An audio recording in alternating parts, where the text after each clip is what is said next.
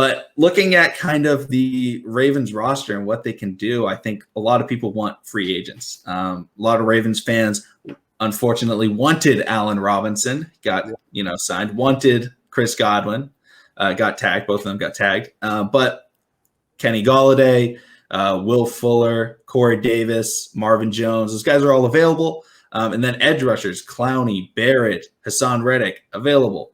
But they all cost money. The Ravens don't have a ton of money. So if they want to go after a big name free agent like so many Ravens fans want, myself included, there's going to have to be cuts made.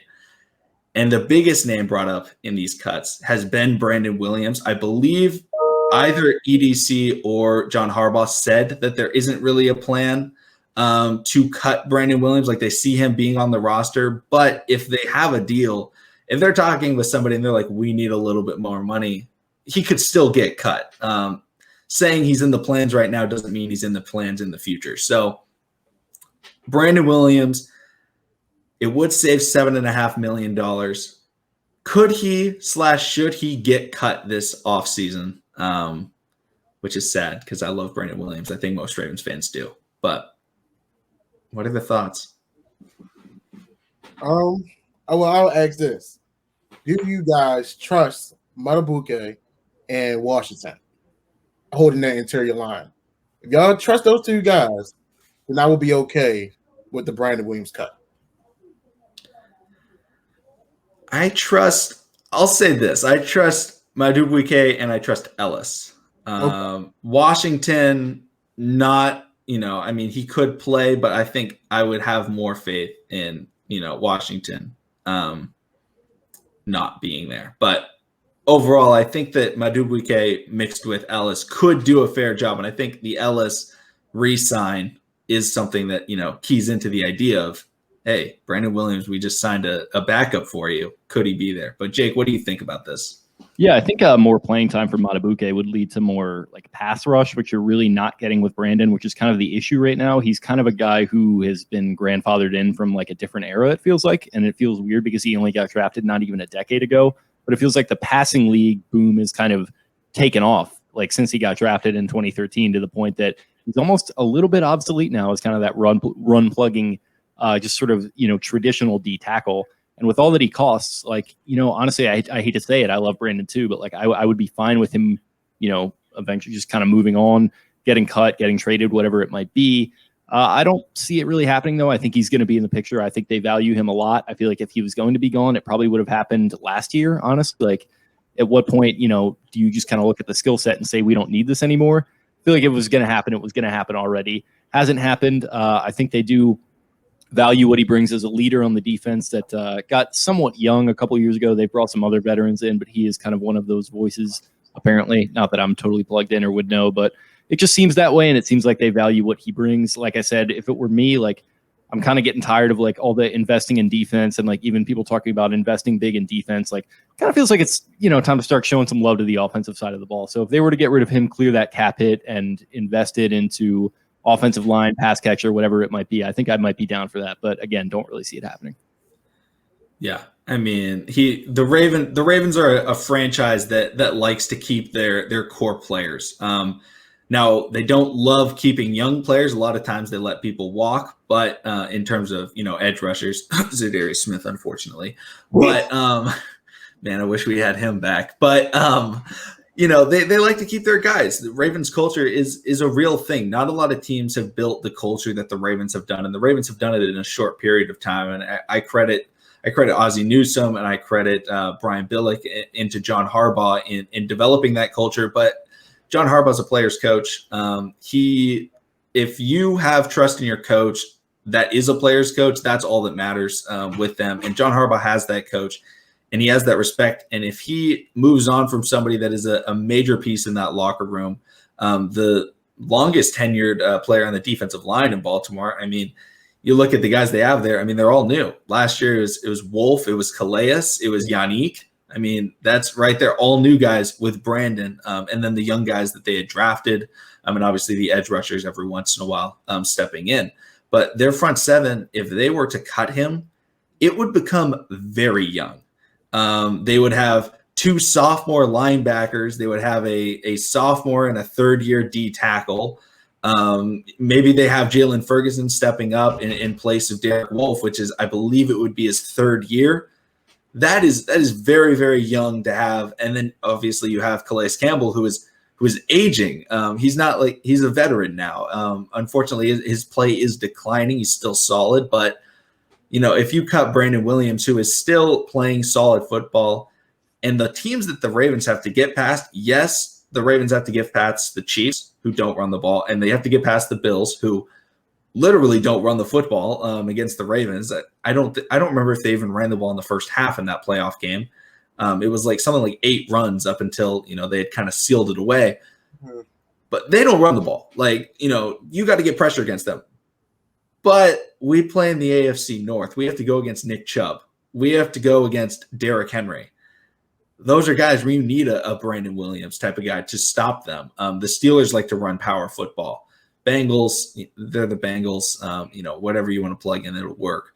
So for that, Brandon Williams is a key piece in trying to stop the run, and that's something that the Ravens have built their identity on in the entire history of the franchise, has been stopping the run, and he is that pivotal piece. And moving on to have nobody there that can really stop the run like he can on the inside. Calais, still plays inside, but not at the D tackle position. I agree. I don't think it's going to happen. But another guy that I've seen people say could get cut or possibly traded is guys like Tavon Young. There are some Ravens on this roster that are very good but don't play. Tavon, obviously injury-wise, but also a guy like Chuck Clark. The safety position has been talked about. Elliott and Clark play similar stuff. So getting rid of either of those two, would that be a viable option if the Ravens were to go after players to replace them, whether it be in the draft or signing a Malik Hooker type to fill in that free safety role and slide Deshaun to the right side? Jake, I'll let you go first, but what do you think about, either moving on from those guys or trading with them? I think I'm probably fine with the safety position. I like the way that Clark and Elliott kind of meshed. I think there might be some redundancy in their play styles with them both kind of being box safeties. But I feel like the whole box safety, free safety thing is kind of an antiquated idea anyway. You have to be able to do both if you're going to be playing that position. And I think they both have the capability to be starting good, decent caliber players. So I'm good there. As far as Tavon goes, I'd be interested to see what even kind of market he would fetch out there.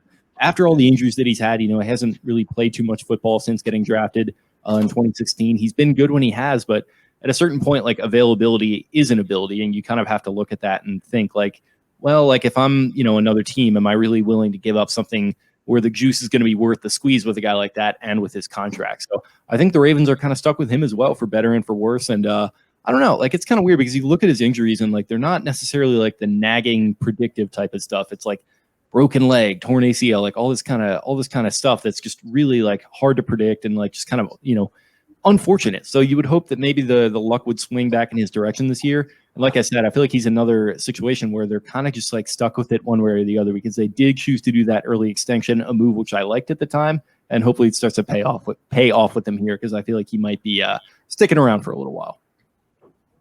Yeah. What do you think, Joshua? I definitely would love Tavon Young to stay on the team, just off the strength that he is a Maryland guy, went to Temple University. As Jake stated, when he's in, he plays, he's good.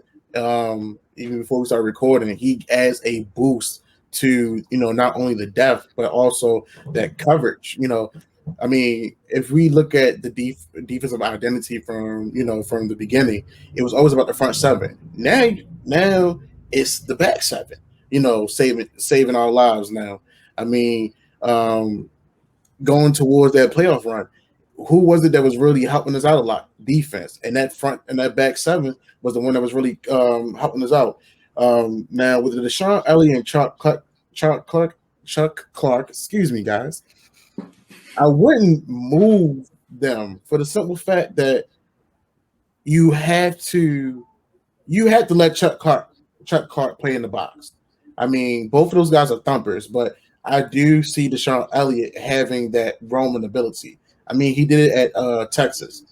And when we did see him in flashes of preseason games before he got injuries, he was able to be back there by himself, as an actual free safety on his Ed Reed, and then he did come down with interceptions. So we know he has the ball. We know he has the awareness and ball skills to find the ball. Wink Martindale, he just gets he likes us up there. He likes us, laying the boom. I mean, hell, I loved it when Deshaun Elliott came up there and knocked the stew out of Derrick Henry. So by all means, I would definitely love to see more of that. But I just want to go back on the Brandon Williams situation. Even though I threw the question out there about Madubuike and Broderick Washington, I don't see us letting go of Brandon Williams for the simple fact. If we look at Ravens history, who do we have? Tony Saragusa, Sam Adams, Kelly Gregg, Haloti Ngata. We always had stellar guys on that front seven. And it didn't matter, their age, they were still able to do something for the team. And when we got beat by Tennessee the way we did the first time go around, what was the whole thing about? Getting the front seven, beefing them up. What we do, added Calais Campbell. Calais Campbell helped out Brandon Williams. It's the little things. If you add more pieces, it made him better. So, putting that Derek Wolfe, putting that Pernell McPhee, putting the Calais Campbell, I just feel like he didn't have enough people, putting pressure on those big uglies, because it would be like 2 or 3 guys on Brandon Williams, and Brandon Williams, he's at that point where I'm gonna do what I can, but if I'm getting blocked, it should open up those lanes and holes for my guys in the back. But I definitely see those guys staying. Maybe contract restructuring with Tavion Young once again, or maybe a Brandon Williams to open up some money. But I feel like we're gonna keep the defense intact, other than the guys that we're losing on the edge. Yeah, and we saw what happened this year when Brandon Williams didn't play against the Tennessee Titans. The Ravens lost. Calais Campbell was out as well, but Derrick Henry went all over the Ravens. He played very, very well. And then, both those guys come back.